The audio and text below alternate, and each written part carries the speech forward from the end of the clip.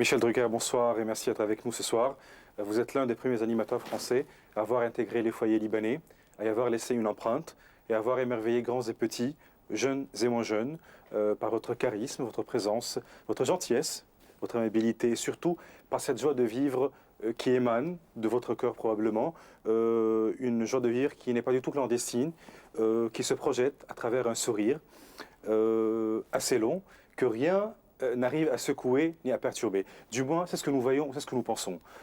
Michel Drucker, voilà depuis presque 35 ans que vous n'avez pas manqué le rendez-vous. Vous avez été le complice. On a failli manquer celui-là. Heureusement que non. Mais ce n'était pas de ma faute. C'est pas votre gentillesse que nous sommes là ce soir, heureusement. Avec 3 heures de retard. Alors, je m'excuse encore une fois. Il faut expliquer à vos téléspectateurs qu'on a failli se rater parce qu'il y a un problème d'avion. Enfin, moi, je voulais m'en passer. Mais si vous tenez à le faire, je le ferai. En fait, j'explique aux téléspectateurs que je suis assis là depuis 3 heures et je vous attends. Vous avez été pendant ces 35 ans le complice, l'ami. Vous avez été le commentateur sportif, l'animateur le plus populaire. Vous avez été le fils, l'époux, le père. Vous avez été le témoin d'une grande époque et d'une longue époque. Vous avez été chevalier des arts et des lettres, chevalier de la Légion d'honneur. Vous avez fait votre entrée au musée Grévin et encore. On dirait que vous avez vécu à 200 à l'heure, pas de répit, pas de repos, une vie assez condensée, toujours combattant, toujours projetant. Bref, nous sommes là ce soir pour parler un peu de tout cela. Michel Drucker, vous êtes le personnage le plus secret de la télévision, c'est ce qu'on dit. Et ce soir, vous vous laissez dévoiler par nous, j'espère du moins. Alors, les studios, c'est les vôtres. Là, vous êtes dans le studio où je travaille toutes les semaines. Mais dans ce studio où vous êtes assis, dans la configuration a changé beaucoup en 15 ans. Ont eu lieu beaucoup d'émissions qui ont été reçues au Liban. Champs-Élysées, Studio Gabriel, maintenant Vivement Dimanche. Mais il y a également beaucoup d'émissions que vous recevez également là-bas, comme La Marche du siècle à une époque, ou comme Faut pas rêver de Sylvain Augier, entre autres. Ce sont des émissions qui ont été fabriquées ici. C'est un studio qui est pour vos téléspectateurs qui ne connaissent pas Paris, qu'il faut venir un jour voir d'ailleurs, puisque nous sommes à 50 mètres des Champs-Élysées. Et c'est le seul studio comme ça dans le monde. On est au centre même de la plus belle ville du monde, avec la place de la Concorde, l'ambassade américaine, l'Élysée et les Champs-Élysées. Donc ici, c'est votre chez-soi, c'est votre Oui, on est là, c'est un studio fétiche. Vous avez parlé très gentiment de mon parcours très long. Je ne sais pas si je mérite tout ce que vous avez dit, mais en tout cas, une grande partie de ce parcours a eu lieu ici. Et c'est très important. Quand je ferai le bilan définitif de ma carrière, je ne pourrai pas penser à tout ce que j'ai fait sans penser à ce studio, parce qu'il a une importance géographique, il a quelque chose de magique, et je n'aurais pas pu sans doute faire tout ce que j'ai fait dans ma vie si je n'avais pas travaillé ici, parce que j'ai fait aussi de la radio, les radios étaient à 2 pas, Europe 1, RTL, j'habite pas loin, la rue Cognac-G, qui est une rue mythique, les studios où tout est né. La télévision, elle est née rue Cognac-G, j'habite à côté, elle est née dans les années 48-49. Donc je suis dans un quartier qui est très important et qui m'aide à travailler. Parce que dans ce quartier, on rencontre tous les gens du métier, et dans ce quartier séjournent de temps en temps tous les grands de ce monde que vous avez sans doute déjà rencontrés pour votre émission. Comme M. Pavarotti vient à Paris, il vient à côté. Quand Céline Dion vient à Paris, il vient à côté. Et tous les grands acteurs, ou les grands top modèles, ou les grands chefs d'État viennent dans ce quartier, que ce soit à l'hôtel Crillon, que ce soit à l'hôtel Bristol, au Georges V, au Hilton ou au Plaza, qui sont des endroits mythiques. L'avenue Montaigne est un endroit très important. Et ce n'est pas par hasard si je vous raconte tout ça, c'est qu'il y a beaucoup de gens qui viennent ici parce qu'il y a quelque chose, il y a des ondes. Et dans ce studio ici, j'ai vécu des moments extrêmement importants que vos téléspectateurs ont sans doute partagés, puisque vous recevez nos émissions depuis très longtemps. Tout à fait. Moi, je reçois des lettres du Liban depuis très très longtemps, depuis l'époque des dimanches après-midi, de Champs-Élysées, etc. Depuis plus que 15 ans. Alors oui, c'est pour cela absolument. que je me suis dit justement que vous êtes le premier animateur à avoir intégré le foyer des Libanais. Alors les murs de ce studio ont été témoins de grands moments intenses, Oui. Artistiques bien entendu. Chaque coin raconte une histoire particulière probablement. Ah oui, je ne sais pas par qui commencer. Il y a beaucoup de gens célèbres dans le monde qui ont été très célèbres et que tous les Libanais connaissent, qui ne sont plus là, mais qui ont laissé des souvenirs très forts dans ce studio. Serge Gainsbourg venait souvent ici. Thierry Leluron, les dernières émissions de Thierry Leluron, les Champs-Élysées ont eu lieu ici. Mais il y a eu Jacqueline Maillan, il y a eu Jean Poiret, il y a eu Pierre Desproges, il y a eu Lino Ventura. Autant de gens qui nous manquent et qui ont laissé des souvenirs très forts. Et c'est pour ça que ce studio est attaché à des personnages dont les ombres nous portent chance. Je pense souvent à Coluche, quand on rit, je pense souvent à Gainsbourg, je pense souvent à Romy Schneider ou à Simone Signoret qui venait également dans ce studio. C'est vrai que les studios sont grands et vastes, mais l'on ressent une certaine intimité, Oui. une certaine chaleur, comme si on le connaît depuis longtemps. Oui, exact. On se sent vraiment familier, Oui. et vous mettez les gens à l'aise en plus. Alors maintenant, je comprends le secret finalement de votre réussite, c'est que les gens qui sont toujours avec vous sont à l'aise, ils disent ce qu'ils n'auraient jamais pensé dire, ils dévoilent ce qu'ils n'auraient jamais pensé dévoiler en effet. Oui, c'est vrai on a eu beaucoup de confidents dans ce studio, il y a eu beaucoup d'artistes qui se sont laissés aller parce qu'ils se sentaient bien. Mais moi, j'ai beaucoup souffert de l'inquiétude et de l'angoisse et de la timidité à mes débuts. Quand je faisais ce que vous faites là, que j'interviewais les gens au début, j'étais terrorisé. J'ai commencé à 20 ans et on m'a mis à l'antenne à 20 ans. Bon.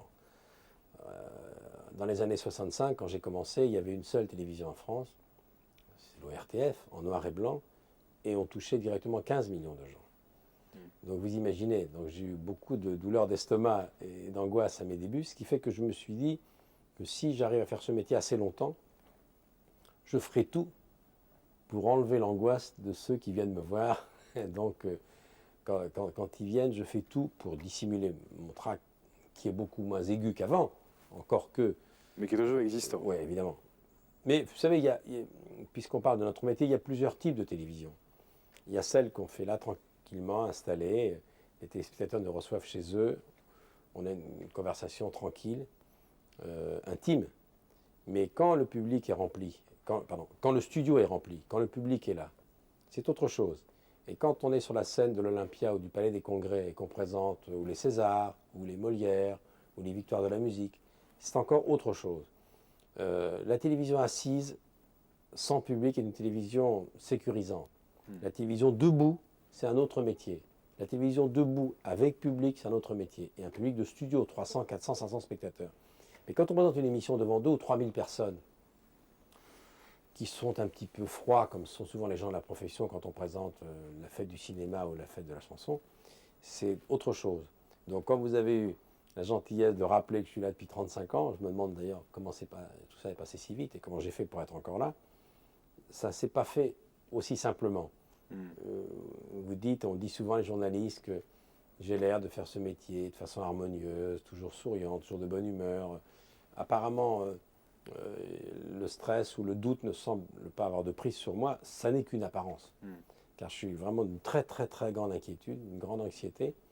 Mais ça se voit avant ou après, mais pendant, miraculeusement, il paraît que ça ne se voit pas. Quand je raconte ça aux spectateurs ou à des confrères, on a l'impression que je fais ça comme ça. C'est pas vrai, ça a demandé beaucoup d'années de travail. C'est un peu plus tard, avec un peu de recul, qu'on se rend compte de tout cela. Oui. Parce que sur le champ, justement, on ne le sent pas, on ne le ressent pas. Oui.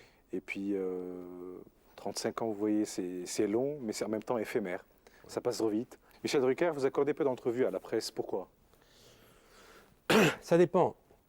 Quand il s'agit de parler de mes émissions, je le fais volontiers. D'abord parce que je n'ai pas beaucoup de temps, mais en réalité, si vous regardez le pressbook dans les journaux me concernant, il y a eu beaucoup d'interviews. Ça dépend quelle presse. Si c'est une conversation professionnelle pour parler de mes émissions et pour donner envie aux gens de les regarder, là, je ne ménage pas ma peine. Mais il y a beaucoup de nouvelles presse qui est arrivée en France. C'est vrai qu'il y a peu de choses sur ma vie personnelle, parce que j'ai réservé à la préserver, parce que j'ai réussi à garder une forme d'intimité et à préserver ce que j'appellerais le domaine réservé. Mais c'est pas simple.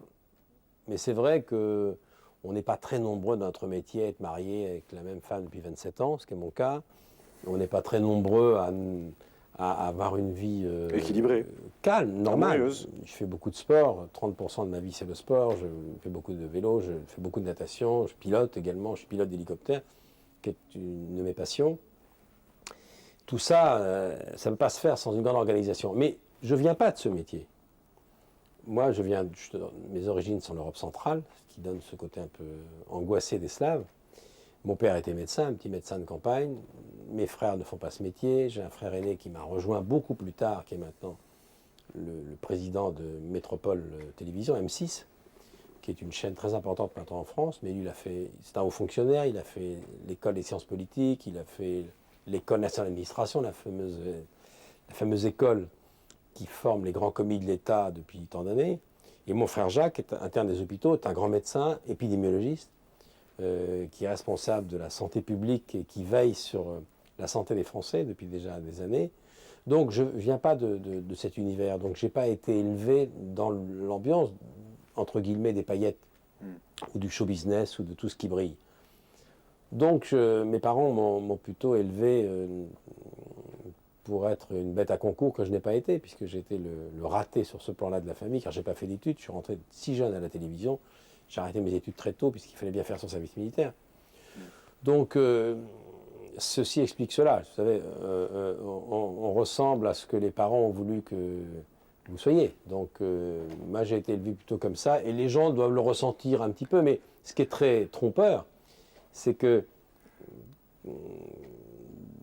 de même qu'on ne peut pas imaginer que je suis quelqu'un d'angoissé quand je présente mes émissions, les gens souvent ont du mal à imaginer que j'étais un cancre et que je n'ai pas fait d'études. C'est-à-dire que j'ai plutôt la réputation d'être un bon élève en télévision, alors j'étais un très très mauvais élève avant de faire de la télévision. Mais bon, c'est les images comme ça. Je reçois souvent des lettres de parents qui me disent « Ah là là, mon fils travaille mal, vous qui avez été si brillant, donnez-lui un conseil. » Alors je suis au regret de dire à cette dame « C'est une erreur, vous devez vous tromper, c'est pas moi, ça doit être un autre. » Car moi, je n'ai pas fait d'études du tout. Michel Drucker, aujourd'hui, en vous regardant, on a le sentiment que plus rien ne peut vraiment vous atteindre. On a le sentiment que vous êtes statifié, que vous êtes devenu une institution en elle-même. Êtes-vous d'accord? Ou plutôt, en êtes-vous conscient? Non, on ne se voit pas avec les autres, le regard des autres. Moi, je ne vois pas ça comme ça. Moi, je suis très inquiet, comme tous les ans à cette époque. J'arrête pas d'imaginer ce que je vais faire dans un an ou deux. Je ne veux pas refaire ce que je fais, donc j'avance toujours en prenant beaucoup de risques. Parce qu'en 35 ans, j'ai fait au moins 10, 15 émissions différentes. Alors qu'il y en a qui ont fait une seule émission dans leur vie, 2 émissions. Il y a des institutions qui ont fait l'émission pour laquelle ils étaient faits toute leur vie et qui continuent à le faire très très bien. Bernard Pivot, par exemple, est spécialiste de la littérature et des émissions littéraires à la télévision depuis 25 ans. Oui, mais quand même... Il y en a qui font des jeux depuis 25 ans. Il y a des émissions qui durent très longtemps. Moi, j'ai cassé très très vite les émissions en changeant souvent de registre. Même si ça donnait l'impression d'être un petit peu la même couleur, pour moi, c'était autre chose. Je fais de la radio, dans 2 radios très différentes. Et il n'y a aucune commune mesure entre ce que je fais actuellement à la télévision et ce que je faisais à l'époque de Champs-Élysées ou des Rendez-vous le dimanche ou toutes ces émissions. Mais c'est vrai que quand vous dites qu'on a l'impression que rien ne peut m'arriver, là vous vous trompez complètement, parce que être une institution, il n'y a rien de pire. Et qui n'avance pas recule, et comme on dit en sport, la meilleure défense c'est l'attaque. Moi je ne peux pas faire de la télévision, faire mon métier si je ne me projette pas en permanence 2 ou 3 ans à l'avance. Je me demande ce que va devenir notre métier dans 2 ans, qu'est-ce que je vais faire, avec qui je vais travailler, comment je vais le faire. Donc c'est un souci permanent, mais c'est mon oxygène, c'est-à-dire que mon inquiétude à moi, c'est mon carburant. Mais vous savez, le public vous manifeste toujours autant d'amour. Votre carrière n'a pas connu d'éclipse. Au contraire, vous êtes toujours sur les chapeaux de roue, si on peut le dire, et ça fait rêver, non?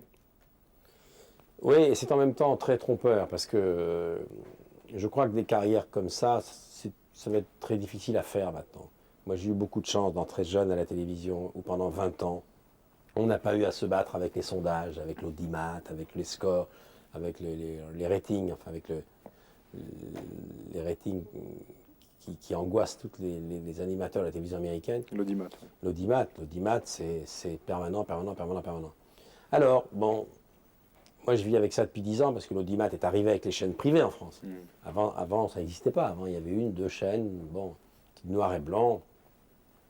J'ai eu cette chance-là de vivre pendant 20 ans à l'abri de ça. La nouvelle génération, et c'est pas seulement en France, vrai en France, c'est en Angleterre, en Italie, en Allemagne, en Espagne, aux États-Unis évidemment. Non. Maintenant, il faut... C'est la course à l'audimat. Oui, la télévision est un gigantesque business maintenant. C'est une machine économique impitoyable. D'ailleurs, vous avez les propriétaires des chaînes viennent d'univers totalement différents. Les gens qui possèdent M6, c'est des grands distributeurs d'eau, entre autres, c'est des banquiers. Les gens qui possèdent une grande partie de TF1 viennent du BTP, des bâtiments. Les prochains actionnaires viennent d'ailleurs. Enfin, en somme, c'est des capitalistes, quoi. Voilà, exactement. Donc maintenant, il y a encore le service public en France, heureusement, qui est quand même financé entre 40 et 50% par la pub. Donc c'est fini ça. Depuis que les chaînes privées sont arrivées, nous sommes des enjeux économiques. Donc on nous considère un petit peu comme des chevaux de course. Il faut gagner des courses.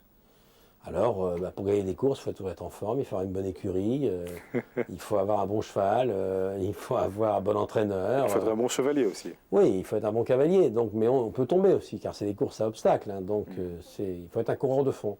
Maintenant, la différence, elle se fait dans le mental. Parce que tout a été fait à la télévision. Tout. On ne réinvente rien à la télévision. On ne fait que décliner. Si vous voyez toutes les émissions actuelles, la jeune génération pense sur les émissions nouvelles. Elles ont toutes existé il y a 20 ans, il y a 30 ans, il y a 40 ans, toutes. Sauf que la différence, c'est que le médiateur a changé.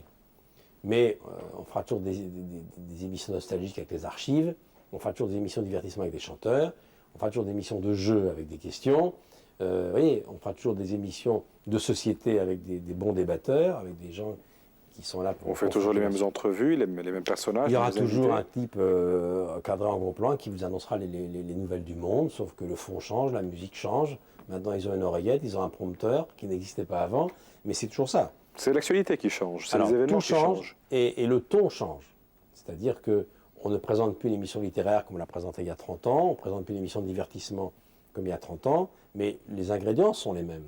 Il y aura toujours des jeux de hasard, il y aura toujours des jeux de connaissances, il y aura toujours des gens qui tourneront des roues, il y a toujours des gens qui interrogeront, et il y aura toujours des hommes de talk-show et des intervieweurs qui font ce qu'on fait tous les deux ce soir. Donc, ce qui change, c'est le style. Donc, le problème, c'est que il faut toujours anticiper, mais pas être à la mode pour durer. Et moi, je déteste les modes. Vous savez, Cocteau disait « j'aime les modes parce qu'elles meurent jeunes », et être à la mode, c'est déjà être démodé. Donc, comment être dans le coup, être toujours dans le sens du vent, sans renier sa personnalité, sans dater, et sans être subitement dépassé par des gens qui ont un ton nouveau, mais un ton qui durera que 3 ou 4 ans. Donc c'est très difficile. De ne pas être à la mode, c'est très difficile. Vous savez, votre style, votre façon de travailler et la stratégie que vous adoptez, on va en parler au courant de l'émission. Pour l'instant, nous allons rester un tout petit peu dans les avis, dans les opinions de Michel Drucker, dans sa façon de voir les choses. Vous avez commencé, vous n'étiez pas la star d'aujourd'hui. Les succès de vos émissions ont fait de vous une célébrité aussi connue que vos invités, sinon plus. Alors que signifie pour vous être une star, être un homme public, un personnage public, qu'on reconnaît quand il traverse la route, qu'on interpelle, qu'on ovationne, qu'on applaudit, à qui on envoie des lettres? C'est quoi la célébrité pour vous? Vous savez, moi j'ai écrit un roman il y a très longtemps qui s'appelle La Chaîne, qui m'avait été inspiré par le film de Sidney Lumet, Network. Où dans Network de Sidney Lumet, on voit un présentateur qui était Peter Finch, qui est mort depuis d'ailleurs, un grand acteur. Il y avait Robert Duval, il y avait Faye Dunaway et William Holden. Et on voit l'ascension de quelqu'un qui subitement passe de l'anonymat à la notoriété la plus violente, surtout aux États-Unis. Et voyant qu'il est connu partout, il traverse la rue, tout le monde lui donne des autographes, il est une vedette de la télévision, il finit par penser qu'il est une vedette indéboulonnable et qu'il est plus puissant que la chaîne elle-même, celle qu'il emploie. Jusqu'au jour où il devient fou et que pour que l'audimat soit de plus en plus fort, il commence à délirer complètement à la télévision et il commence à raconter les histoires qui se passent à l'intérieur de sa propre chaîne. L'audience monte, monte, monte, toute l'Amérique est suspendue à cette émission en disant c'est incroyable, tu as vu ce qu'il a sorti ce soir. Donc il dit tout, tout. Il raconte tout, il dit comment les gens sont manipulés, il dit comment marche la chaîne, il dit voilà, comment on vous trompe. Et il pense que rien va lui arriver parce que l'audimat est extraordinaire. Jusqu'au jour où il va tellement loin qu'il fait son show et qu'à la fin du show, il y a dans le public un tireur d'élite avec un silencieux et qui tire sur lui et qui le tue. Et les gens applaudissent parce que les gens pensent que c'est dans le show, sauf qu'il est vraiment mort. Bon. Ça, si je vous ai raconté tout ça, mais j'aurais pu vous parler du film de Kazan, Un homme dans la foule, qui est le premier film du genre. Un gars qui était un anonyme, qui était porteur de plis à la télévision, qui devient une vedette, qui se présente au Sénat, qui devient un des hommes les plus populaires d'Amérique, et il fait un discours électoral, et à la fin, discours électoral, il dit au revoir aux gens, et il pense que le micro est fermé, et là, il dit aux techniciens, tu as vu encore toutes les balivernes que je leur ai fait avaler ce soir. Et toute l'Amérique entend ça, et il est mort le lendemain professionnellement. Alors pourquoi je vous dis tout ça? C'est que le vedettariat de la télévision est un faux vedettariat. Les vedettes, le jour où on pense que la question est plus importante que la réponse, et on fait le show au détriment de son invité, c'est fini. On ne peut pas durer. Moi, ce n'est pas un calcul de ma part, parce que moi, par nature, j'aime vraiment mettre les gens en valeur, j'ai toujours envie de faire ça. On me l'a souvent reproché en disant que je suis trop gentil, trop complaisant, qu'il y a trop de connivence avec mes invités. Mais la vedette à la télévision, c'est la télévision. Tous ceux qui ont pensé qu'ils seraient plus forts que le vecteur se sont trompés. Et c'est vrai qu'il faut avoir quitté la télévision, avoir été viré entre guillemets pendant quelques mois, ou l'avoir quitté déjà très célèbre pour comprendre à quel point l'oubli est grand. C'est-à-dire que la faculté d'oubli des téléspectateurs est proportionnelle à leur faculté d'aduler quelqu'un lorsqu'il se fait connaître. Mais il ne faut pas se tromper, le mot star ne peut pas s'adapter à la télévision. Notoriété, personnage populaire, tout ce qu'on veut, mais pas star.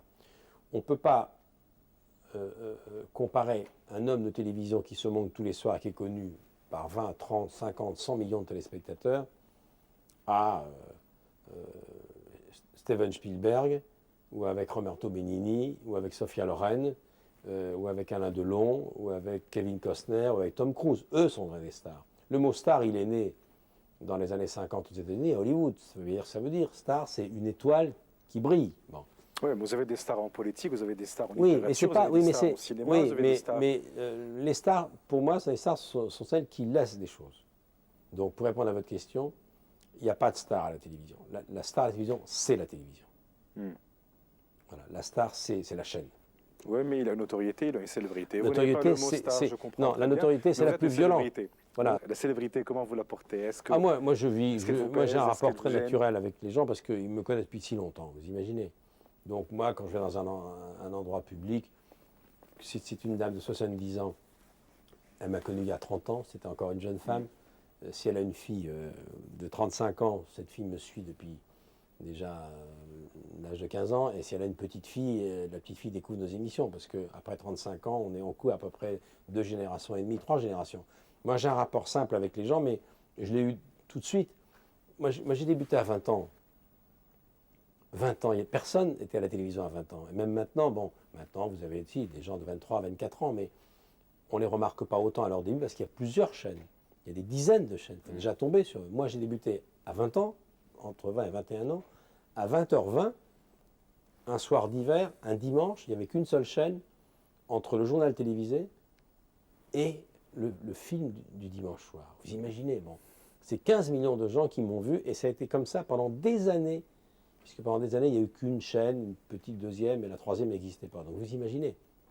Donc les gens, ils vivent avec moi depuis très longtemps, et j'ai le rapport simple également, parce que j'étais reporter sportif. Quelle est l'activité la plus populaire à la télévision en dehors du sport? Le sport, il ne peut pas être plus populaire. C'est un endroit, les stades, ou le cyclisme, ou ce que vous voulez, où on rencontre des gens très populaires. Ce sont des gens qui sont des gens souvent modestes, qui vont au stade pour oublier les soucis du quotidien et de leur vie qui est souvent une vie difficile. Donc ceux-là, ils vous tapent sur l'épaule. Moi, j'étais reporter sportif pendant tellement longtemps que les gens, il y a encore des gens qui me le rappellent. Donc le divertissement est arrivé beaucoup plus tard. Vous savez, si 35 ans après, vous estimez toujours, vous admettez que ce métier est un métier aléatoire, que c'est un métier ingrat, c'est vraiment grave.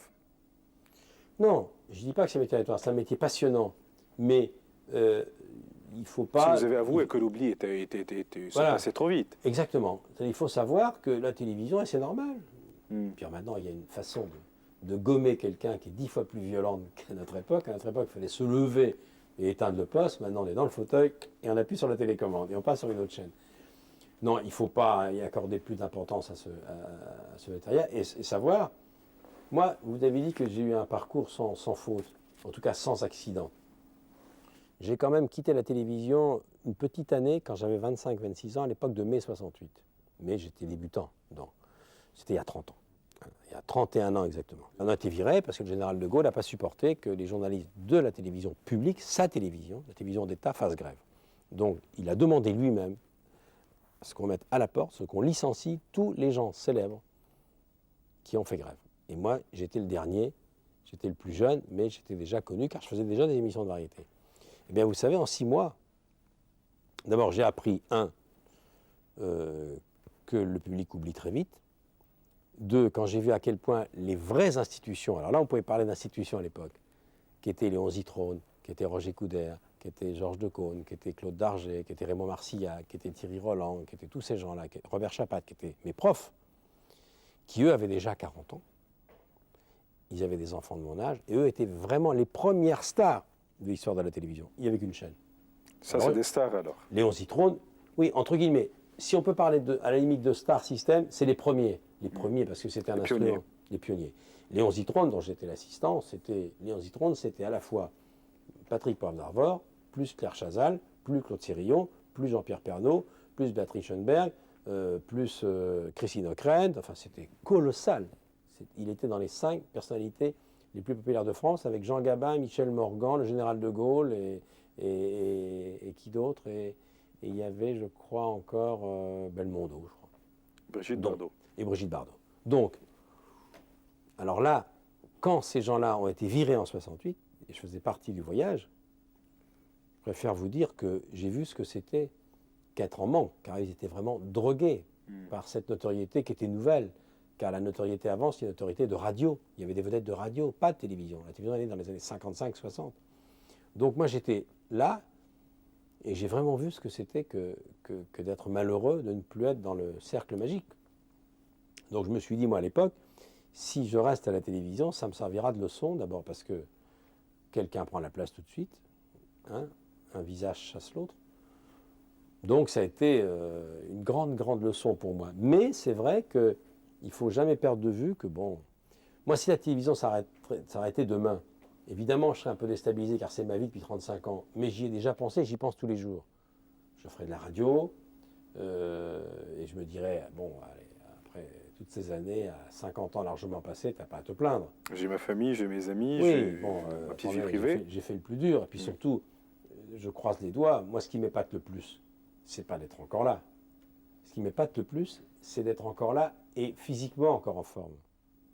Parce que le stress est tel que j'aurais pu aussi avoir des pépins physiques, tomber malade, bon, ne pas tenir le choc, ne pas supporter la pression. Oui, la pression qui est un mot né du sport. Tous les sportifs depuis 10 ans, ils parlent de pression. Ben, la pression, il faut la supporter. On la supporte plus facilement à 25-30 ans qu'à 55. Oui, mais la télévision, c'est votre vie quand même. Oui, c'est vrai, mais on ne peut pas dissocier votre vie professionnelle de votre vie privée. Elles s'entremêlent, de plus en plus. Elles s'enchevêtrent. Oui, elles s'enchevêtrent parce que j'ai pensé à ça jour et nuit pendant des années. Mais depuis quelques années, heureusement, j'y pense un peu moins. J'y pense un peu moins parce que si j'y pense comme avant, je me dis alors qu'est-ce que je vais devenir le jour où ça va s'arrêter. Donc j'ai d'autres centres d'intérêt. Et si je continue à faire de la télévision, c'est parce que les téléspectateurs me font toujours confiance, puis j'ai une relation assez affective. Ensuite, je continue parce que j'ai des gens qui travaillent avec moi que j'aime beaucoup et qui me le rendent bien, parce qu'il y a des techniciens qui travaillent avec moi, et parce que je sais que si je m'arrêtais demain égoïstement, ça mettrait en difficulté beaucoup de gens qui sont encore très très jeunes, qui sont très performants, très compétents, et qui me sont très fidèles. Donc je n'ai pas envie, parce que je ne fais pas la télévision tout seul. Moi, j'ai une équipe très particulière. C'est une équipe qui ne ressemble pas aux autres. La preuve, c'est la seule équipe qui est encore là après tant d'années. Autour de moi, il y a des gens qui étaient là il y a 35 ans, d'autres 30 ans, d'autres 20 ans, d'autres 15 ans. Ce n'est pas une grosse équipe, mais c'est une équipe... je ne me vois pas travailler avec d'autres gens. Et quand je travaille avec d'autres gens,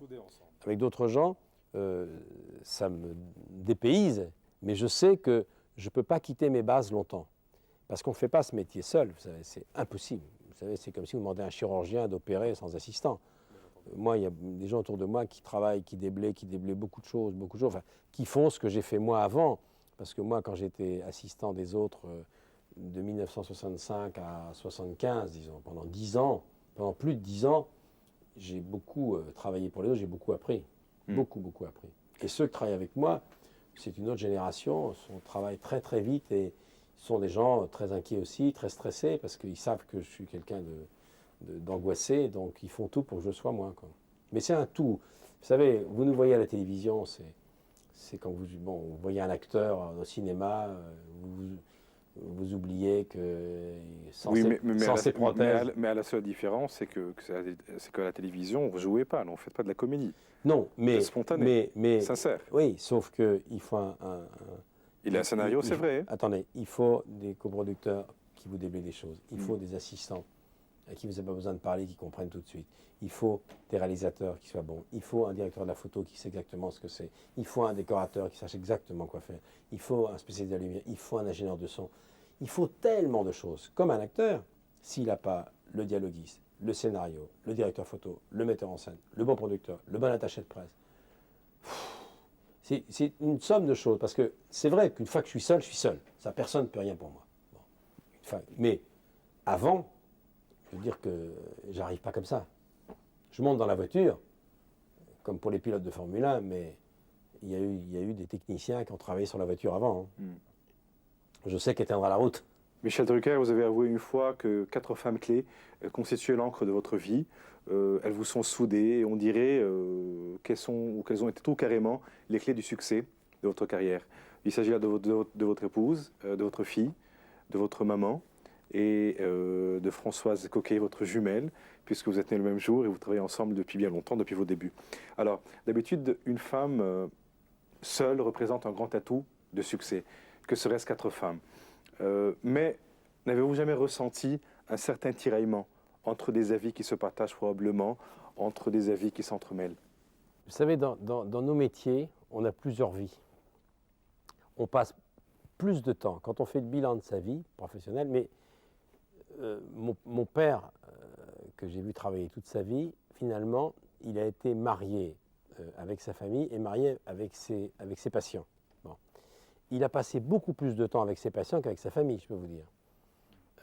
Ma mère était une sainte, parce que finalement, être marié à quelqu'un qui ne vit que pour son métier et qui n'a pas un métier de fonctionnaire, quand vous êtes marié avec quelqu'un qui arrive au bureau à 9h, qui finit à midi, qui rentre déjeuner, qui repart à 2h30, qui rentre à 5h30, la vie s'écoule sur un rythme qui est un rythme régulier, ce qui est le cas de 80 ou 90% de la population. Bon.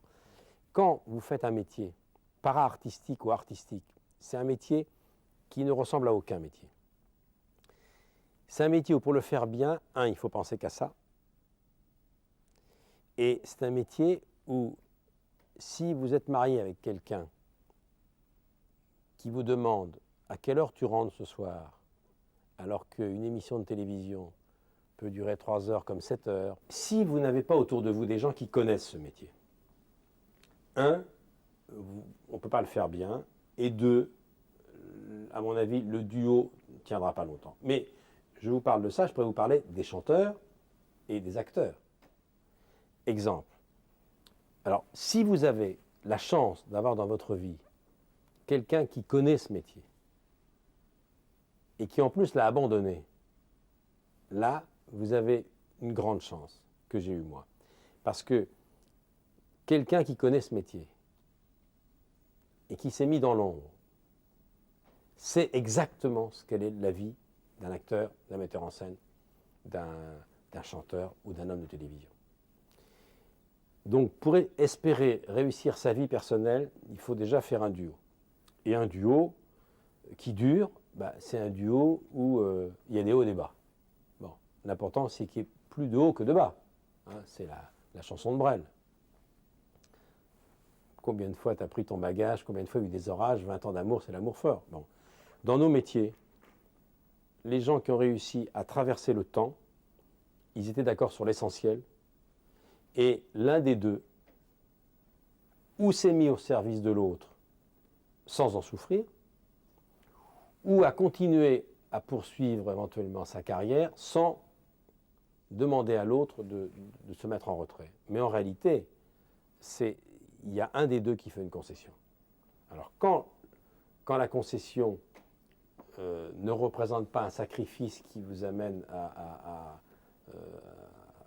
au malheur, si j'ose dire, ou à une vie sans bonheur, alors ça pose un problème, parce qu'on culpabilise d'avoir demandé à l'autre de s'être mis en retrait pour mieux faire sa carrière, car on est tous des égoïstes dans nos métiers. Il n'y a pas d'exemple, peut-être un ou deux, de couples qui ont fait ce métier au cinéma, au théâtre, à la télévision, et qui aient voulu être au sommet ensemble, l'un n'admettant pas de faire une concession par rapport à l'autre. Ça n'existe pas. Et ceux qui ont essayé, alors la liste, je suis incollable sur ce dossier. Il y a quelques rares exemples de couples qui ont traversé les années parce qu'ils avaient une vraie passion en commun. Ils ont tellement aimé ça que finalement, ils ont vécu à la ville comme à la scène à travers la même passion. Jean-Louis Barrault, Madeleine Renaud, Jean de Sailly, Simone Valère, ça c'est le théâtre. Bon. Mais Pierre Freinet a connu ça. Et il y a d'autres exemples. Mais des gens qui ont voulu exister ensemble, c'est très difficile. La liste des chanteurs, des acteurs que j'ai reçus ici au fil des années, qui ont eu un parcours de 2 ou 3 ans ensemble de bonheur et qui ont fait route séparée après, elle est très très longue. Vous imaginez ce que c'est dans la vie d'un chanteur d'être marié à une chanteuse et à un moment donné, la chanteuse a plus de succès que le chanteur. C'est-à-dire sa femme a plus de succès et lui rame. Vous imaginez ce que c'est dans la vie d'un couple d'acteurs qui sont au sommet. Bon, je ne parle pas... il y a eu des exemples qui ont duré des années mais qui ont laissé un souvenir d'une grande violence de leur couple mais qui sont rentrés dans l'histoire du cinéma. Bon, il y a eu... Viviane Leigh, il y a eu Richard Burton et Elizabeth Taylor. Bon, il y a eu des couples qui se sont chamaillés, etc., mais qui sont restés au top très longtemps. Mais il y a eu quelques exemples. Si vous prenez un exemple de la génération plus ancienne, c'est vrai que Simone Signoret et Yves Montand ont été un couple qui a existé. Ça s'est terminé d'une façon dramatique. L'un des deux est tombé malade. Mais comme les femmes et les hommes, c'est une injustice, mais j'ai coutume de le rappeler, ne sont pas égaux devant l'âge, c'est extrêmement difficile de vieillir ensemble lorsqu'on fait le métier d'acteur, qui est le métier de paraître. Bon. C'est qu'il y a beaucoup de femmes qui ont du mal à passer du stade de jeune première au stade de mère et du stade de mère au stade de grand-mère. C'est plus facile de passer du stade de jeune premier au stade de père et de père à grand-père, parce que les hommes, paraît-il, peuvent être séduisants très tard. Alain Delon, qui a 63 ou 64 ans, il est toujours aussi séduisant. Et Jean-Paul Belmondo, qui en a 66, avec sa gueule, il va pouvoir tourner jusqu'à 100 ans. Hein. Bon. Il ne faut pas dire la même chose des actrices. Alors j'en reviens à notre propos, puisque vous parlez des gens qui m'entourent. C'est vrai que j'ai eu la chance de rencontrer très tôt dans ma vie, autour de moi, des femmes qui m'ont beaucoup aidé, professionnellement ou dans ma vie personnelle. Mais ne croyez pas que ça a été... je ne dirais pas que c'était sans nuage, mais ça a toujours été une dualité, parce que, je le répète, vous trompez toujours l'une avec une autre, si j'ose dire, entre guillemets. C'est-à-dire que moi, je trompe ma famille avec ma famille professionnelle depuis des années. Je passe beaucoup plus de temps avec mes équipes qu'avec ma propre famille. Sauf que je suis marié avec quelqu'un depuis 27 ans. Ça n'a pas été simple, ne croyez pas qu'il n'y a pas eu d'orage, mais on a traversé quand même tout ça. Pourquoi ? Parce que je suis marié avec quelqu'un qui sait ce que c'est qu'être un saltimbanque, qui sait ce que c'est d'être sur scène, qui sait que c'est que ce métier, et qui sait... Moi, à chaque fois que je parle de mon métier, ma femme me dit toujours, mais comment... Je serais morte, Manuela. Comment tu fais pour y aller? Comment tu fais pour aller sur scène avec tant de téléspectateurs qui te regardent? Et c'est vrai que pour les acteurs, c'est un mystère, parce qu'on n'a pas de dialoguiste et on n'est pas dans un schéma préparé. Et c'est du direct, et on touche tout de suite 5, 6, 10, 15, 20 millions de gens. Alors pour répondre à votre question, c'est vrai que j'ai quelqu'un à mes côtés qui m'a beaucoup aidé, qui était actrice, et qui était beaucoup plus célèbre que moi quand je l'ai connue, qui avait déjà un passé de vedette, donc il connaît cette mécanique. C'est vrai que j'ai rencontré très tôt quelqu'un qui était une monteuse de film qui était Françoise Coquet, avec qui j'ai passé des années, des années, des années. On est là depuis plus de 30 ans ensemble, hein, et finalement, on s'en est pas si mal sorti que ça. C'est vrai que moi, dans ma vie personnelle, on m'a livré femme et enfant complètement. Et que j'ai une petite fille qui est une grande fille maintenant. C'est elle d'ailleurs. On est dans son décor. Là. C'est vrai que vous auriez pu ajouter une autre femme qui a beaucoup compté dans ma vie, qui était une productrice très célèbre dans les années 65, qui est Michel Arnaud, qui a découvert Serge Gainsbourg, qui était son pianiste dans les années 55-56, qui a contribué à faire connaître des gens comme Philippe Bouvard, comme Jean-Loup Dabadi, moi, entre autres. Donc c'est vrai que j'ai rencontré des gens qui sont restés longtemps avec moi, mais on ne peut pas faire ce métier tout seul, ça c'est clair. Mais pour ceux qui m'écoutent, ne croyez pas que ce soit simple, hein, c'est compliqué. C'est compliqué de réussir sa vie personnelle et sa vie professionnelle. C'est une vraie gamberge permanente, c'est passer par des périodes difficiles. Moi, ma femme, elle n'a pas été toujours très heureuse. Quand je faisais radio, télé, je travaillais 18 heures par jour, j'étais très irritable. Il me restait que 7 heures par jour pour manger et dormir. Donc elle était comme, on se connaît depuis très très longtemps, elle savait de toute façon que c'était ma vie. Elle avait vécu elle aussi cette passion avant, donc elle savait de toute façon qu'il fallait que je passe par là pour réussir ce que je voulais, d'autant plus qu'elle était très ambitieuse pour moi, et qu'elle avait été la première à me dire, quand je l'ai rencontrée, que j'étais peut-être un honnête reporter sportif, mais elle pensait que je pouvais également peut-être briller dans un autre registre. Donc elle était également très ambitieuse pour moi. Vous savez, on fait toujours quelque chose pour les parents. Hein. Bon, vous avez parlé de ma mère, parce qu'elle parlait des 4 femmes. Moi, ma mère m'a beaucoup poussé, mes parents m'ont beaucoup poussé. J'ai toujours été très stimulé. Et même dans mon entourage personnel, j'ai des gens très très proches qui voient toujours plus loin pour moi, qui me mettent en garde des dangers, qui veulent toujours que j'aille de l'avant. Alors souvent c'est difficile parce que de temps en temps j'ai envie de leur dire, mais attendez, moi ça fait 35 ans que je roule et de temps en temps je suis fatigué. Mais je sais qu'ils ont raison, c'est-à-dire qu'il faut toujours... j'ai réussi pas mal de choses qu'à maintenant, je veux continuer à essayer de réussir tout ce qui me reste à faire. Mais pour répondre à votre question, on ne fait pas ce métier seul, et c'est vrai que quand je ferai le bilan, mais je peux déjà le faire maintenant, je n'aurais pas fait ce parcours. Ça y est, vous avez... sans, disons, une demi-douzaine de personnes qui me sont très très proches, qui me connaissent bien et qui savent comment je fonctionne. Mais par intuition, moi j'ai besoin de demander beaucoup de conseils. J'ai besoin d'avoir le regard des autres et finalement je mélange tout ça et je décide au dernier moment. Mais comme je suis un inquiet au départ, même si j'ai une idée derrière la tête, je pense qu'elle est bonne, j'ai besoin qu'on me confirme qu'elle est bonne. Et si elle n'est pas bonne, ben j'attends d'être convaincu qu'il y en a une autre qui est meilleure. Mais oui, vous avez cité 4 personnes, vous auriez pu l'élargir à d'autres. Hein. C'est une demi-douzaine. Et puis vous auriez pu parler de mes frères également, qui jouent un rôle très important dans ma vie. Même si je ne les vois pas très souvent, parce que j'ai un jeune frère qui est un sage, qui est un grand médecin, et qui a un regard parfait sur mon métier, et qui a un recul total. Et quand je le vois, il me dit 2 ou 3 choses qui remettent les idées en place tout de suite. Lui, il me dit toujours, bon, tout ça c'est bien joli, mais je vais te montrer mes malades.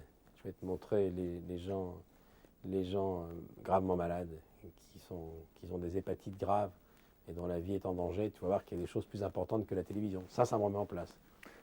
Donc, voilà.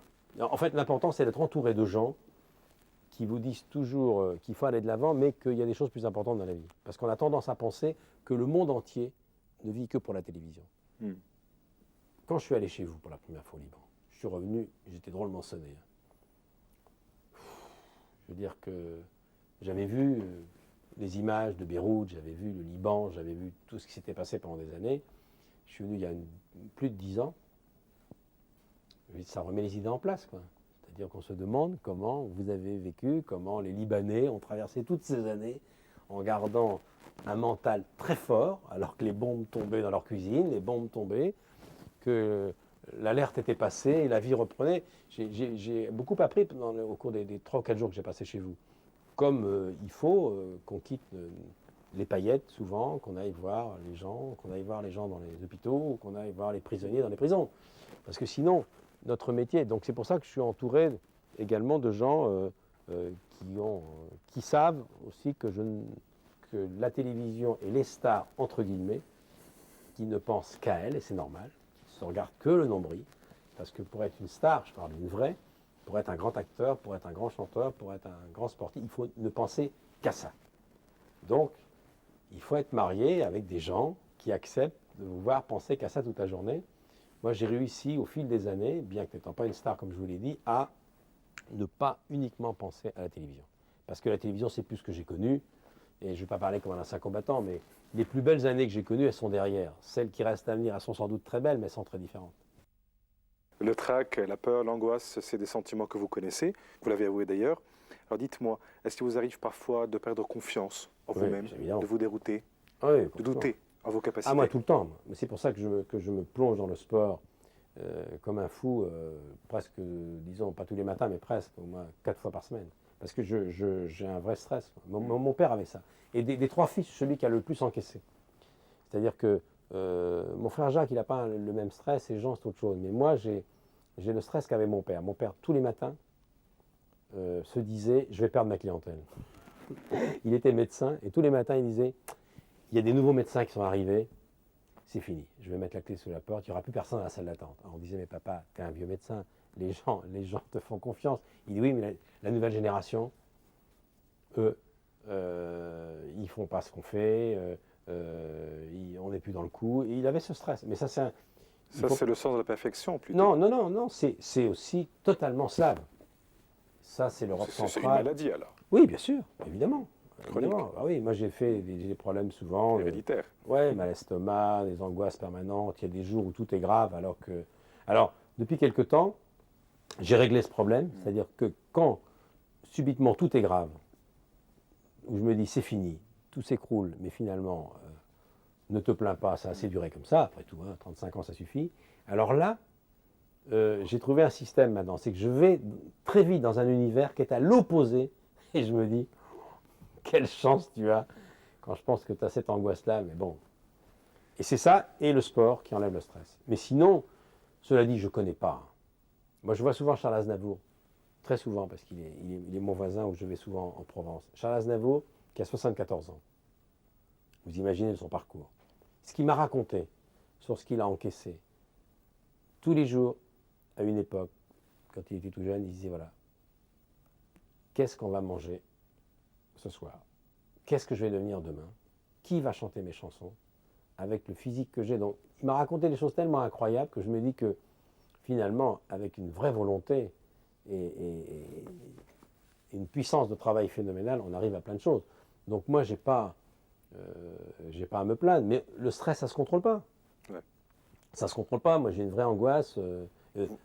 Cet après-midi, j'ai pensé à notre interview, j'étais angoissé, je ne savais pas ce que vous allez me demander comme question, je ne connais pas votre émission, je ne savais pas ce que vous vouliez de moi. J'y ai pensé ce week-end, j'ai dit, attends, lundi, je passe 1 heure avec la télévision libanaise. Qu'est-ce que je vais pouvoir dire que je n'ai pas déjà dit? Est-ce que je vais être à la hauteur? Alors que ma vie n'est pas en jeu. Ma vie n'est pas en jeu. Je veux dire que si je suis moyen et si vous me trouvez assez décevant dans cet entretien et si vous dites finalement, qu'est-ce qui va se passer? Vos téléspectateurs seront déçus en disant, tiens, on a vu l'interview de Michel Drucker hier soir, finalement, c'est pas terrible. Bon. Non, mais décidément, vous vous sentez bien. Non, mais c'est pas un drame en soi. Ouais. Qu'est-ce qui va se passer? Ils auront oublié, et puis voilà, ils me regarderont moins, mais c'est pas un drame. Alors vous imaginez, moi, c'est toutes les semaines, j'ai une émission à faire, et toutes les semaines, j'ai des choses importantes, et je me dis comment je vais y arriver, etc. Parce que c'est devenu un métier très difficile, mais de toute façon, j'aurais été médecin, j'aurais été chauffeur taxi, j'aurais été VRP, j'aurais été, peu importe, quel que soit le métier, j'aurais fait un métier manuel, j'aurais été livreur, j'aurais été charpentier ou menuisier, j'aurais été angoissé. Parce que ma famille est une famille d'angoissés, et ma mère l'était, et ma mère jusqu'à sa mort, a été angoissée pour ses enfants, et ne communiquait cette angoisse. Ma mère me disait des choses incroyables parfois, mais il y a encore 3 ou 4 ans. Elle me disait, alors, qu'est-ce que tu vas devenir à la rentrée? Je dis, maman, je sais pas, je vais ouvrir une épicerie. Vous savez, Je dis, mais est-ce qu'ils vont te reprendre à la rentrée? Me disait ma mère. Ma mère me disait ça il y a encore 4 ou 5 ans. Et ma mère me disait, tu as eu ton jeune frère, Jacques? Je dis, oui. Il me dit, tu sais, c'est très dur ce qu'il fait. Mais tu crois qu'ils vont le garder au ministère? Je dis, maman, il est médecin, etc. Donc mes parents nous ont toujours communiqué cette angoisse qui est très slave. Parce qu'ils ont toujours eu peur, alors que... c'est une insécurité, quoi. Oui, alors que tout le monde leur disait, vous savez, vous avez vos 3 fils, vous savez que quelque part, vos fils sont quand même pas mal réussis. Tenez, vous avez parlé de décoration au début de cet entretien. L'anecdote la plus incroyable qui peut clore notre entretien et qui va vous résumer ma vie, c'est que quand M. Mitterrand m'a décoré de la Légion d'honneur, il n'y a pas si longtemps, c'était 2 ans avant sa mort, ma mère était là. Bon, vous imaginez ce qu'était pour ma mère. Bon, ma mère qui était une femme de gauche, venue en France dans les années 30, qui a toujours été proche de Pierre Mendès France, et il n'y avait pas mieux que Mitterrand. Eh bien, quand Mitterrand m'a décoré, je lui ai présenté ma mère après. Et il a dit à ma mère, ben, il s'en est pas trop mal tiré, votre fiston, hein, pour quelqu'un qui est un autodidacte, parce qu'il avait fait un discours. Eh bien, vous savez ce que lui a dit ma mère? Ma mère lui a dit à voix basse comme ça, Monsieur le Président, j'étais très touché par votre discours, mais j'espère que la médaille que vous avez accrochée à sa veste sera pour lui un encouragement à progresser. Elle s'est adressée comme un proviseur de lycée. Et M. Mitterrand lui a dit, vous savez, en général, quand je remets ces décorations, en principe, on a terminé les progrès. Eh bien, jusqu'au bout, elle m'a mis dans un état incroyable devant le président, parce que, en plus, mes parents, bon, je ne vais pas épiloguer là-dessus, mais pendant des années, n'ont jamais compris comment on peut réussir sans faire d'études. Pour mes parents, quelqu'un couvert de diplômes et quelqu'un qui a forcément réussi, quelqu'un qui n'a pas de diplôme et quelqu'un qui a eu du pot, quoi. Oui, c'est la mentalité traditionnelle, conservatrice, Oui, bien entendu. c'est pas par hasard, mes frères, ils sont couverts de diplômes. Michel Drucker, j'ai encore une affaire de 6 questions trop rapides. Je vais les poser. J'aimerais bien que vous répondiez d'une façon aussi brève et résumée. Alors, j'ai mentionné au début comme quoi il y a toujours une certaine joie de vivre qui émane de votre cœur et qui se manifeste dans votre sourire. Alors, derrière ce sourire télévisé, qu'est-ce qui se cache? J'ai déjà répondu. Parfois, c'est un rire jaune, un rire d'inquiétude, mais parfois, c'est des bonnes parties de rigolade, car j'ai beaucoup ri dans ma vie, j'espère continuer. D'ailleurs, si vous regardez ça, là, ça, c'est des pas de doigts du rire. Mon père était comme ça. Non, heureusement que le rire est une thérapeutique formidable. Heureusement que je pratique l'autodérision et que j'ai, paraît-il, un petit peu d'humour, sinon je serais mort. Aujourd'hui, à votre âge, est-ce que vous avez droit à l'erreur? J'en ferai des erreurs. J'ai sans doute fait des erreurs déjà dans ma carrière ou dans ma vie, mais elles n'ont pas été... Bon, qu'est-ce que c'est qu'une erreur dans notre métier? C'est là où finalement ce métier a quand même une chose d'assez extraordinaire. C'est que tout s'oublie à une vitesse absolument incroyable. Les succès comme les échecs. C'est Aznavour qui me disait un jour, les échecs, quand on prend un bide, il suffit de ne pas se montrer pendant 4 mois, on réapparaît et tout le monde a oublié que vous sortez de l'enfer. Et quand on a un grand succès, il ne faut pas non plus le claironner sur les toits parce qu'il est oublié également à la même vitesse. Vous savez, heureusement que les gens oublient, parce que sinon on ne peut pas non plus avoir de la rancœur en permanence. Mais ce qui est dommage, c'est que très souvent on oublie des choses qu'il ne faudrait pas oublier. Dans nos métiers, nos émissions s'oublient, qu'elles aient eu du succès ou pas du succès, c'est pas grave, ça n'a aucune importance. On laisse rien, on laisse des images dans les archives. En revanche, ce qui est dangereux, c'est d'oublier des choses beaucoup plus importantes. Ce qu'on peut appeler, alors ce serait une autre discussion qu'on aurait, mais le devoir de mémoire, c'est une chose qui compte. Voilà. Dans ma famille, il y a quelque chose qui compte. Là, j'aborde un sujet beaucoup plus grave, beaucoup plus sérieux, qui n'est pas l'objet de notre rencontre, mais c'est vrai qu'il y a des choses qu'il ne faut pas oublier. On peut oublier l'émission de télévision, mais il y a des choses, il y a des grands pans de l'histoire de la vie des gens qu'il ne faudrait pas oublier. Une question bizarre, c'est vrai, mais avez-vous peur de vieillir? J'ai peur de mal vieillir. J'ai peur d'être en mauvaise santé. Dans quel sens? J'ai peur de ne pas pouvoir marcher normalement, j'ai peur d'avoir de l'arthrose, j'ai peur d'avoir des ménisques en morceaux, j'ai peur de marcher courbé avec une canne, etc. Dans nos métiers, c'est important de bien vieillir, parce que vous imaginez le métier qu'on fait, avec la violence de la caméra. Moi, quand je regarde la télévision avec d'autres gens parfois, j'entends les réflexions qu'ont fait certains de mes confrères, je dis, dis donc, le jour où on va sortir ça sur moi, il vaut mieux que je m'arrête tout de suite. Donc c'est un métier qui est très dur, parce que tout ça c'est éprouvant, et c'est un métier qui fait mal physiquement. Donc, en tout cas, je fais tout pour bien vieillir. En tout cas, je me donne beaucoup de mal, croyez-moi, parce qu'il faut faire du sport hein, dans nos métiers. À Paris, c'est compliqué. Bon. Mais non, j'ai peur d'un jour de faire une interview avec vous comme ça et de chercher mes mots. J'ai peur un jour de perdre la mémoire. Et j'ai peur un jour d'être obligé vraiment, et ça commence, de mettre mes lunettes pour savoir exactement quel est le chanteur que je dois présenter. Je vous rassure tout de suite, vous n'aurez pas droit à ce spectacle, je me serai arrêté avant.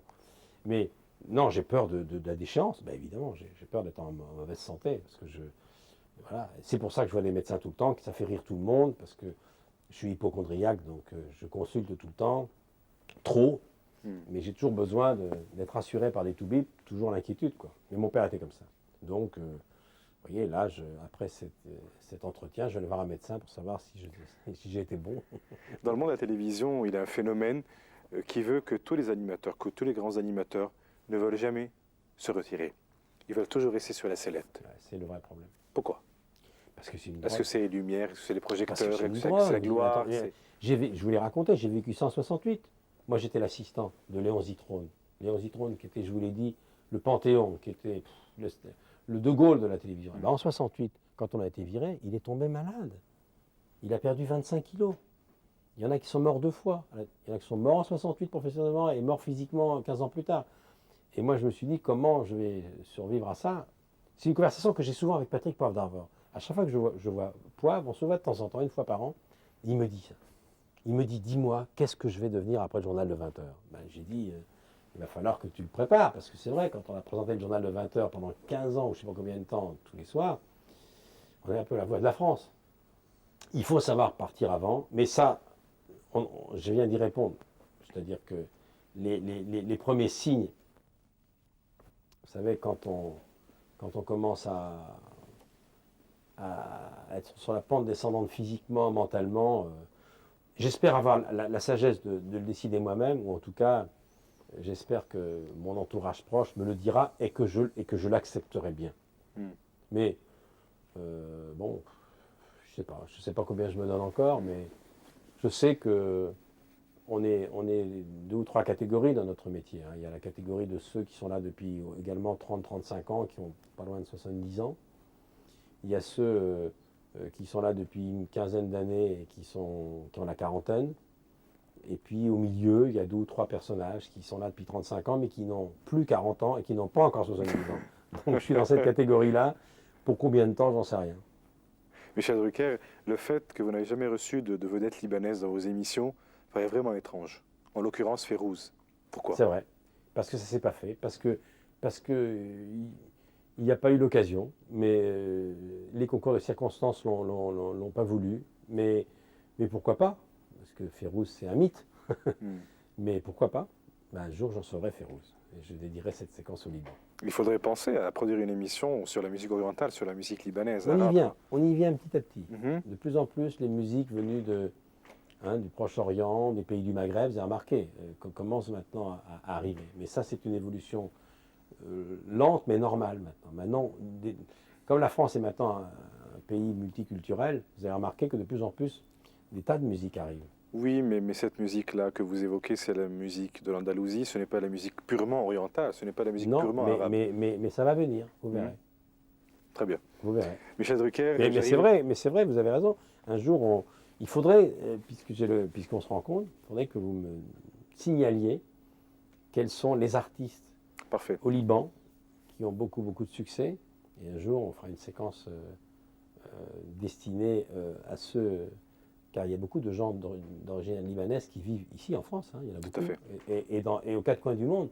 Et comme notre émission va par CFI, Canal France International, ou par TV5 dans le monde entier par satellite, il y a beaucoup de vos compatriotes qui sont aux États-Unis, qui sont partout. Hein. Il y en a beaucoup qui ont quitté le Liban, qui restent très attachés à leur pays, parce que les gens qui m'écrivent et qui sont libanais ou d'origine libanaise ne sont pas forcément des lettres qu'on m'envoie du Liban. Ils sont éparpillés un peu partout. Partout dans le monde. Absolument. Promis? On est d'accord? Parfait. C'est promis. J'arrive là à ma toute dernière question. Vous avez été décoré plus d'une fois. Vous avez reçu les plus grandes médailles et trophées. Vous avez été sélectionné meilleur animateur plus d'une fois. Vous jouissez d'une reconnaissance sociale et surtout du respect des autres. C'est le plus important. À quoi aspirez-vous toujours? Et encore? À continuer à avoir l'estime du public et l'estime des gens qui font ce métier. Parce que c'est une responsabilité. Vous savez, il n'y a rien de plus difficile dans nos métiers je ne dirais pas de faire l'unanimité, car on ne fait jamais l'unanimité, mais de plaire au plus grand nombre et au plus exigeant. Bon, c'est ce que j'ai toujours dit en prenant des termes que les statisticiens emploient régulièrement, avoir à la fois l'audience de satisfaction et la plus large audience. Bon. Plaire au public et plaire à la profession, c'est ce qu'il y a de plus difficile, surtout en France. C'est très difficile. Alors j'espère continuer, mais c'est vrai que ce n'est pas facile, c'est un grand écart. Ou vous êtes quelqu'un de très populaire, rejeté par l'intelligentsia, par les intellectuels ou par la presse dite d'opinion, ou vous êtes encensé par la presse d'opinion et vos émissions ne touchent pas le grand public. Donc faire les deux, c'est le plus difficile. Donc ça a toujours été mon challenge. Indice de fréquentation et indice de satisfaction. Et ça, c'est très compliqué. Alors, je pense y avoir réussi. En tout cas, si ma carrière s'arrêtait demain, si je peux être fier d'une chose, c'est que je n'ai pas été totalement rejeté par les plus exigeants et que globalement, le grand public m'a toujours fait confiance. Mais l'image, c'est ce qui fait durer, qu'on le veuille ou non. C'est-à-dire que si j'avais choisi entre 10 points de plus d'audimat ou 10 points de plus d'image, j'échangerais volontiers ces 10 points de plus d'audimat pour 10 points de plus d'image. Parce que l'image, c'est le respect des gens. C'est-à-dire c'est ce que les chiffres ne donnent pas. On regarde la télévision, on sait combien de gens regardent la télévision, mais on ne saura vraiment jamais ce qu'ils pensent. Et ce qu'ils pensent est plus important. Parce que très souvent, quand ils tournent le bouton, ils ont regardé une émission, mais ils n'en sont pas très fiers. Et le commentaire n'est pas forcément sympathique et positif. Sauf qu'il restera une seule chose, que leur poste a été allumé. C'est pour ça que je me suis toujours battu pour ça. C'est-à-dire, je pense que le calimate, entre guillemets, il faudra bien l'inventer un jour. Bon, moi je vous remercie infiniment de m'avoir accordé cette entrevue. C'était vraiment un grand plaisir pour moi de vous rencontrer, de vous connaître, Je salue de vous vos découvrir. compatriotes et j'ai fait une promesse à beaucoup de vos confrères de revenir un jour à Beyrouth, car je ne suis allé qu'une seule fois, mais ça a dû beaucoup changer. Et vous savez qu'il y a beaucoup d'artistes, ce sera le mot de la fin, beaucoup d'artistes, toutes générations confondues, quand ils parlent de leurs souvenirs, des concerts ou des galas qu'ils ont donnés au Liban, ils en ont encore des sanglots dans la voix. Là, je voudrais saluer vos téléspectateurs qui nous regardent régulièrement et leur remercier de leur fidélité, parce qu'ils font partie des téléspectateurs qui sont assez loin pour nous et qui ont toujours regardé mes émissions depuis les Rendez-vous du dimanche, Champs-Élysées, Star 90, Vivement Dimanche maintenant et Tapis Rouge. Et bon, donc... Ils sont reconnaissants. Oui, et puis on le fait jamais. Donc de temps en temps, il faudrait qu'ils sachent que je sais qu'ils nous regardent là-bas et je sais que nos carrières ne se font pas qu'en France. Et le projet pour le Liban, pour la musique orientale, on va le faire. Et pourquoi pas un jour faire une émission là-bas chez vous, Parfait. en extérieur. Alors ça là. Voilà.